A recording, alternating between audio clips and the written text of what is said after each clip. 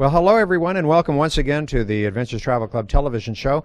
We find ourselves in Denmark, in the little town of Randers. I think that man must be a policeman. Why? Because, see, he's copper. Good, good, good. You get it? I got it. Okay, I got it. You can keep it. Okay. You can use it again. I'll use that. Thank you All very right. much. This is a stork's nest on top of what used to be the cathedral school, and this is really quite a beautiful building. I know we got up there. This was 10 o'clock at night now at this time. By the time that we were shooting this, can you believe? Look how light it is at 10 o'clock at night. Of course, you're way up there in northern Europe, so summertime it is going to stay nice and bright until probably midnight or maybe a little bit later on. Now, who's this little gal? I don't remember this. You don't remember her? Who's she? She was a market lady, I think. She was carrying stuff on her head. Yeah. All right. I see. She carried it on her head, and I couldn't keep it in my head. I see. So you couldn't remember. Okay. Yeah. Oh, okay. Well, this we see here. Peter Istrup was the rector from 88 to 18 something, and beautiful door. Isn't that carving that nice? Gorgeous. Yeah. Now that is really nice, and I love these leaded windows here. This is quite nice. And you know, from this angle, it almost looks like it's got wire over it instead of the lead panes. Mm-hmm. And we're back at our hotel now because we're going to get ready to get on the bus. This was the next day from the day where we had just been. We had been on Sunday. This was a Monday morning. There's the local drugstore, as you can see. And we're going to go down the road. She tells a little bit about the bells. So that they will then play different ones throughout the day, and these different ones are then going to be played at those specific hours for the month. Then they change them.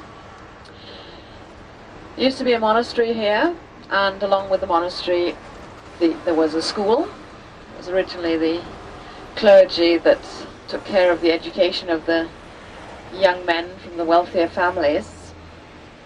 And just round the corner from the hotel you may have seen a rather ornate red brick building with a stork's nest on top of it. Mm-hmm. That was the old cathedral school.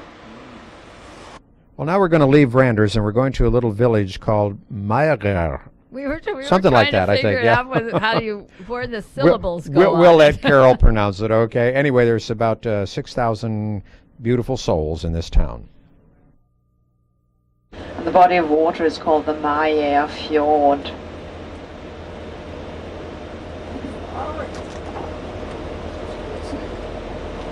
And roses everywhere. Well, I guess I really did make a mess of the name of the little village, but so I won't try and pronounce it again. But you know, it's so beautiful because we're really right here on the water that we see over here on the left-hand side. What water is that, Marv? That's wet water. What's the matter with you?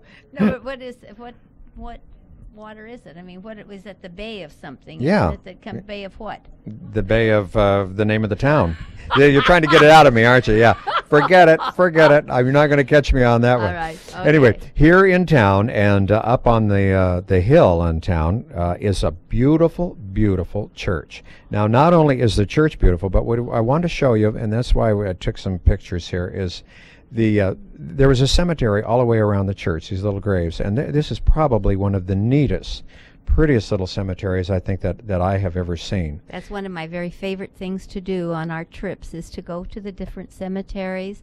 It's such fun to read the history of the people and their ages, whether they were young or old, how long ago, what families they belonged to. And to see how some people lived, not a very long period of time, and others, and then there were some people that did make it quite some time.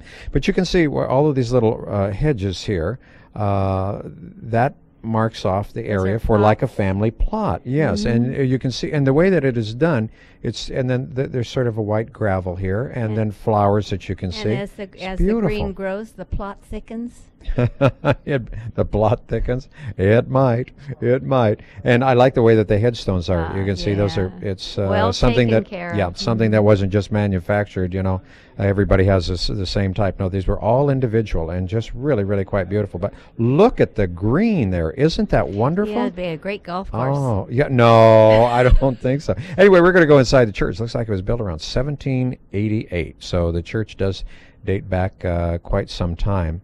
And I like the church because it's almost very austere looking, but yet It isn't. It still has a comfortable feeling to it. And as you can see now, this is the main very altar in the ornate church. there. It's all whitewashed, as we can see. And then what they use with the statues is merely white and, of course, the gold trim. And I thought that it all worked. It all worked so very nicely, didn't it? Actually, there's no color. It's completely devoid of color. That's right. Yeah. But the gold emphasizes the characters that we see, the saints, Right. the people in the history. And I think that's what I say. That the plainness of it is just, it gives it its beauty, doesn't it? I love the way they have John in that picture. You know, they Uh-huh. said that it reads in the Bible how How he- John was right, Jesus' bosom, and there he was. Yeah, and you notice in a lot of these churches that we see throughout Scandinavia, there's a little boat or a little ship that is hanging from the ceiling, and I think we'll probably get a view of that as there it is right there. Can you see that, Betty? No. Right here. See, there's a little ship that's hanging right from the. Yeah, it just looks like a chandelier, like from. It does. Here, It's sort of it's sort of hidden within the Uh-huh, chandeliers, right? And but symbolic of their trade.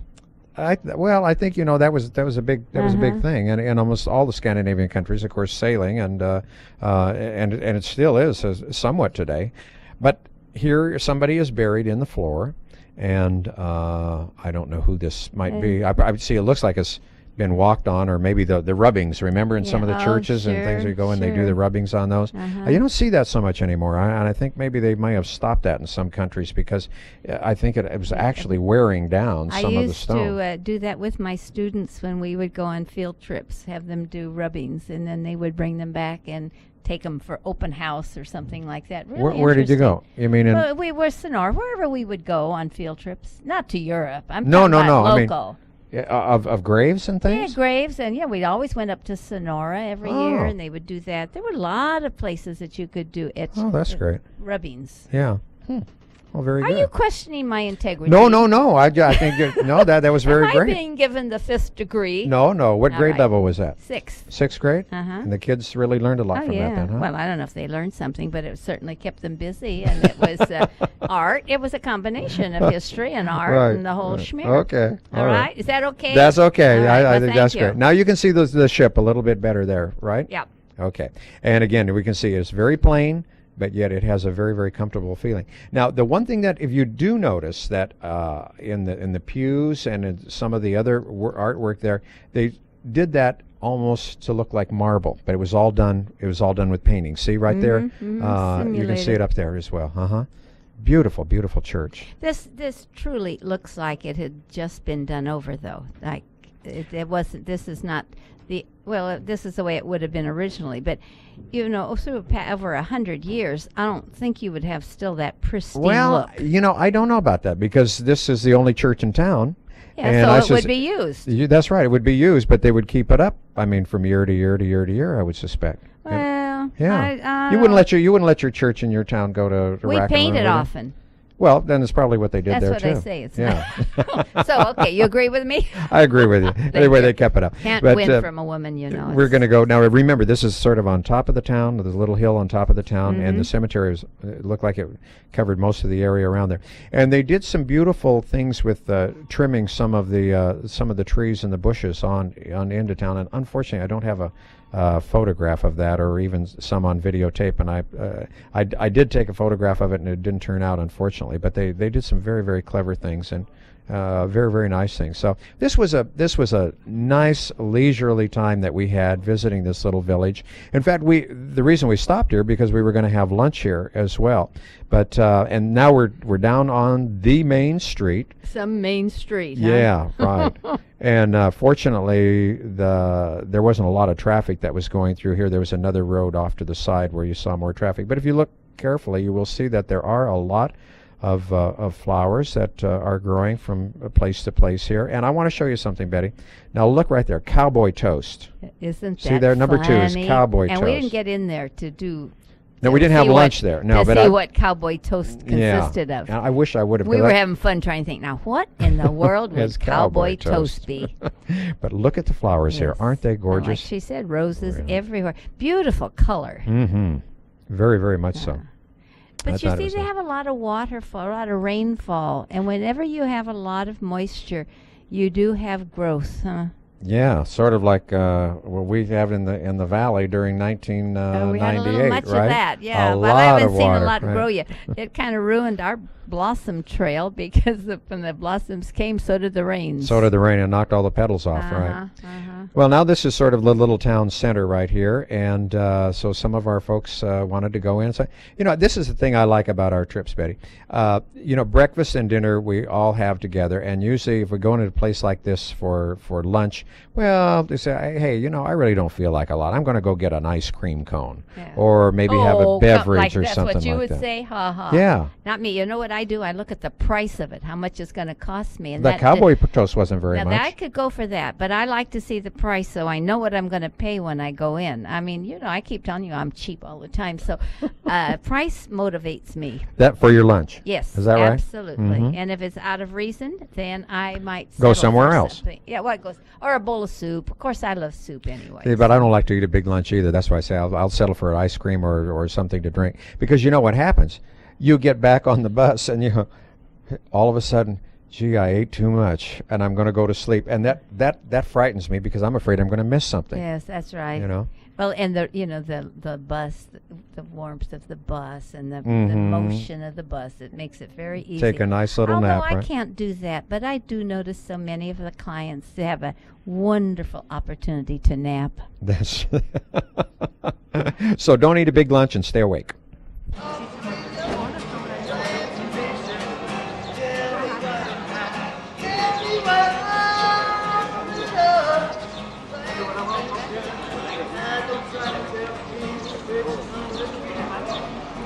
Well, that was a traveling minstrel. He didn't travel very far. He stayed there and entertained a few of the tourists that were around there. I'm surprised to find somebody like that here. We saw a lot of it in Spain, and you see it in Italy, and more of the We see it mainly- romantic countries. Yeah, but I know, but in the northern countries, I've seen in the cities. In the cities In fact, I've even themselves, seen them huh? from Peru and Chile entertain in some of the cities in Germany out on the streets, and I guess they must make a fairly Well, decent living at it. in I don't know. I know in London they have them. They're in the what do you call the thing when you go down to get on the subway on the metro The entrance to the alleys, station. like, when you're down below because they're there all the time. Yeah. And I'm pretty good at them. I'm pretty You mean good you give to 'em- them because are ya? Good. I think. I Well, feel listen, sorry right for 'em. now, why don't we learn a little bit more about some of the Danish history? Because the tradition was that the eldest son would take over a farm, meaning that the following sons would have to work for their elder brother.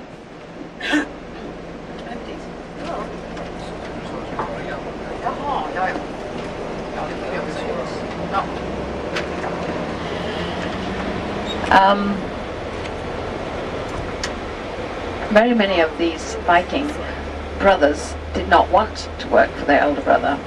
They wanted to have a job of their own.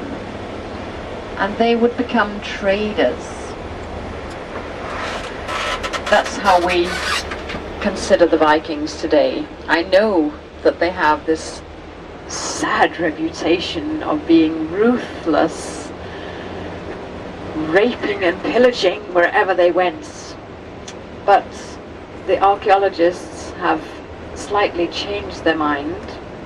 I don't know whether it's only the Scandinavian archaeologists, it might be, but they are now trying to promote a picture of the Vikings as businessmen traveling around.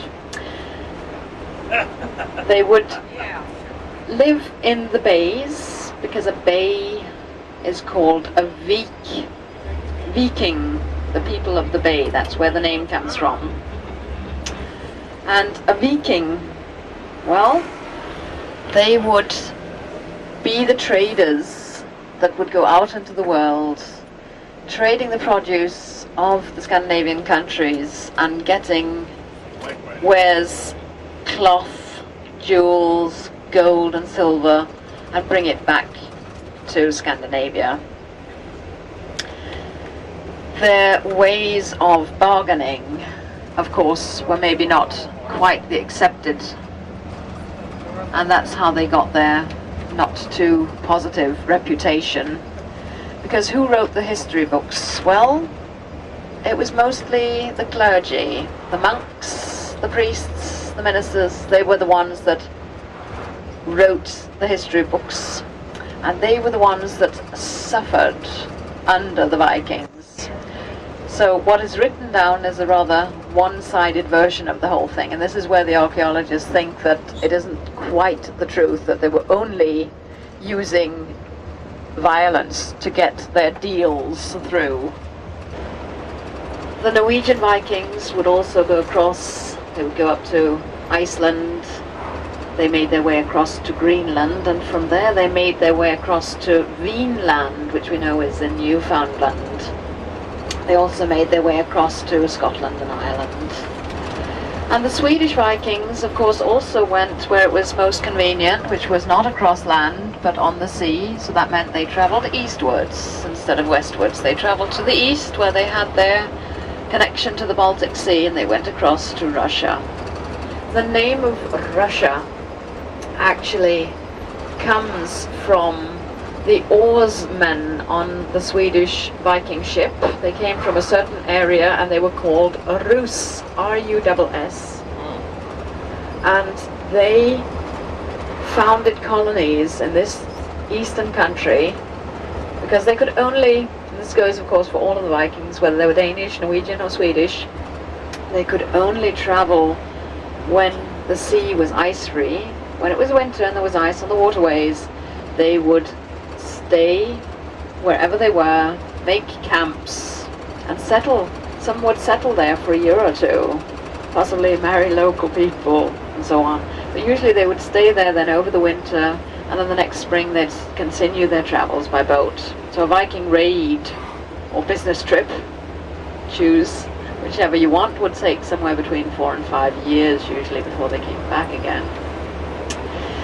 So they would settle, and they named their settlements after where they were from. And Russia, then Rusland is the Scandinavian word, the land of the Rus. For instance, Smolensk, a name that you may be familiar with. They were settlers from Småland in Sweden that went to Smolensk and settled there.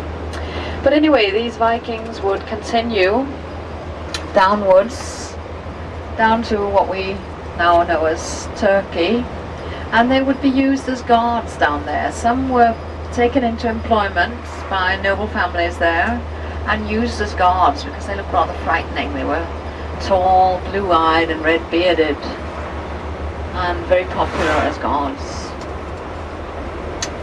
When they settled, they would put their Viking ships upside down. We think, we don't know this as a fact, but we know that they were very, very good at making their Viking ships. This construction was fantastic. You could row it, you could sail it. The type of sails were made so that you could actually sail in almost all conditions, no matter where the wind came from. It would either fill, they had the wind behind them. They could actually even sail with the wind from the side. And they made the boats so that if they had to, they didn't particularly enjoy doing this, but they could move the boats over land for a certain distance by putting down logs and rolling the ships along. We know that they did this. But as I say, when they had their camp for the winter, we think that they turned their boats upside down, put them on poles and used them as a kind of a house. They would then have their meetings underneath the Viking ship, and in certain cases camp underneath it. Many of the buildings that we've found look a bit like a Viking ship turned upside down. So we think that this is what their houses looked like. The farming and providing these fortresses with food. The Vikings felt that it was very difficult when their wealthier sons had travelled in Europe, where they were very much influenced by the nobility in Europe, to turn Christian, they were convinced that they would travel back to Scandinavia and try and convince the population here. And, well, the stories about the Viking gods were so much juicier, so much more exciting, that this whole idea of Christianity seemed very meek to them. It took about 100 years to convince us and to convert us, and eventually it was one of the kings that decided that the population could do it of free will. They could turn Christian, or they could remain believing their Viking gods, but they would be about one head shorter. That did it. Most people decided that they would officially become Christian. They still did believe in the Viking gods, so on some of the old churches we'll see in Norway, you'll see that they have the crucifix above the door, and then just a few dragons here and there, just to be sure, as the Irish would say. But the gods, to go through a few of them, the main god, the father of the gods, was called Odin, or in Germanic he would get a W, so his name would be Woden. And he gave the name to Woden's Day, Wednesday, which in Scandinavian is Onsdag, Odinsdag. That really is where that came from. And of course, one of the warrior gods, his name was Thor, or Thor. He gave the name to Thursday, Torsdag in Scandinavian. We then had the gods of fertility, a brother and a sister, Frey and Freya. They gave the name to Friday, Fredag. We had worshipped also the sun and the moon, Sunday and Monday. Then the one day of the week that doesn't quite fit into this system is Saturday, because in Scandinavian it's called lördag, and that comes from the old lauerdag, meaning washing day. The Vikings were very hygienic people. They washed once a week. They washed their clothes, they washed themselves, they combed their hair and combed their beards, and had very ornate hairstyles. And this was unusual at that time. People didn't believe in washing. They thought that the body fluids and that would be damaged somehow. So the Vikings were a little bit strange when they washed regularly. Very strange. And the fact that they always traveled with combs. Wherever we have found, wherever we've dug out anything from the Viking Age, we find lots and lots of combs. Combs that they brushed or combed their hair with, combs that they put up these ornate hairstyles with. Fascinating. Anyway, washing day, lauerdag. I don't know where the Saturday comes from. Saturnus has slipped in there somehow. You'll also find the word window comes from the Vikings, vindøye, Viking nautical term that you've taken over. If you go to England, a lot of the names of the places there sound very Scandinavian, and you'll find that they were Viking settlements, and the names have of course slightly changed over the years, but we can trace them back and see that yes, this is where the Vikings settled. Just gather here around me, and I'll start telling you a bit about the place here. Just a short introduction about the story about the place. First of all, I'd like to welcome you to the Viking Age Center Furket. My name is Michael, and I will be your guide this afternoon for this short briefing. First of all, what we see here is not, well, let's just say it's not real, because this Viking Age farm unit is not excavated at this place. It's excavated further down south in Denmark. But the reason why we placed it here when we reconstructed it is because we have the, let's just say, Viking Age King's fortress just 700 meters down the road, and we wanted to make a sort of a contrast between the farm unit and the king's place. That's why we placed it here. But first of all, what we have here is a large farm unit from the later part of the Viking Age, which is dated around, let's just say, 1020, 1025. And it is a very large farm unit, because what we see here is, this is the farmer himself. This was his living quarters with kitchens and what was in the house. And he had the resources to have, for example, a large amount of houses to have his grain in and to have stock. He had his own smithy, the smith had his own house, and so on. But this is not the normal thing for the Viking Age. The normal thing was a bit smaller houses, not so many houses, and they usually did not have their own blacksmith or their own tool makers at the place. And the houses, as you see them here, is a reconstruction. The archaeologists do not know exactly how the houses were built from the ground upwards, because we do not find the houses like this. But this is the stall unit of the large farmhouse. You can see that the stalls are very small, and this is also interpreted as the animals of the Viking Age were smaller, and they actually were. We can see that from bones that we excavate, that the animals were a bit smaller. The size is almost like what we would today call Jersey cattle, which we have quite a few of in Denmark and in Europe as a whole. So a bit smaller than the usual cattle, but not that small anyway. And this room here is the actual living quarters. This is also the place where you would sit and eat. And this is also the place there where you would sit and tell stories, talk about the old sagas. So this is the place where they did everything, almost. Let's just enter the room. This is the kitchen quarters. This is where the women would prepare the food and then make it in the living quarters.